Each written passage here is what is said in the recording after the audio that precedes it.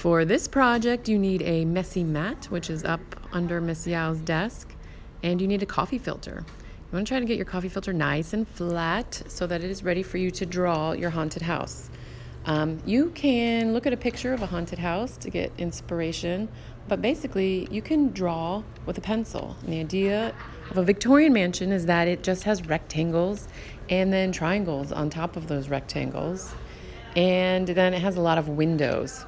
So I'm kind of doing an around the outside approach, but you can also just draw rectangles with triangles on top, stacking them on one another. Because in the end, we're going to use Sharpie, and that is going to cover all of your pencil lines.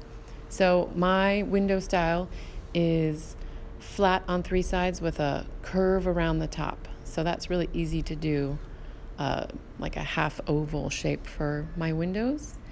And remember, just piling, even letting them be leany and tilty, because a haunted house is usually falling apart or it has different dimensions stacked together so that spirits can pass through.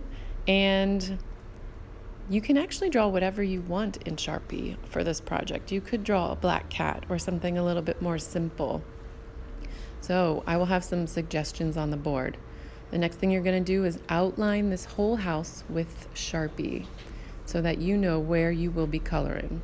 I then go to the windows and give them their outline with their little crossed-in frames so that my eyes will easily see where my Sharpie needs to color dark and where I need to leave it white.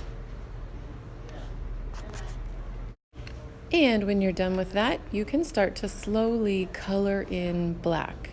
I tried to add more windows wherever there was a lot of black space so I wouldn't have to do as much coloring. Another approach you could take is to do your haunted house a little bit smaller than I did. This is a big one, and yours could be smaller in the distance, and that way you'd get more of your background that I'm about to show you.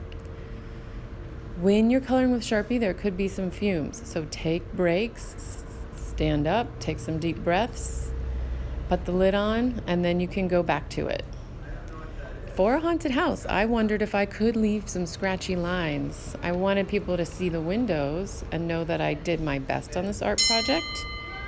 And then I went back and decided to color in my white spaces. And the second to last step is really fun. You get to choose some different color markers to go in the background. I choose a really light color so that the windows are very visible. And then I choose a slightly darker color to go around the outside. So I'm choosing yellow for the center areas, and just a dab inside the windows is enough. And then I'm going to let it blend to further out with kind of a teal color.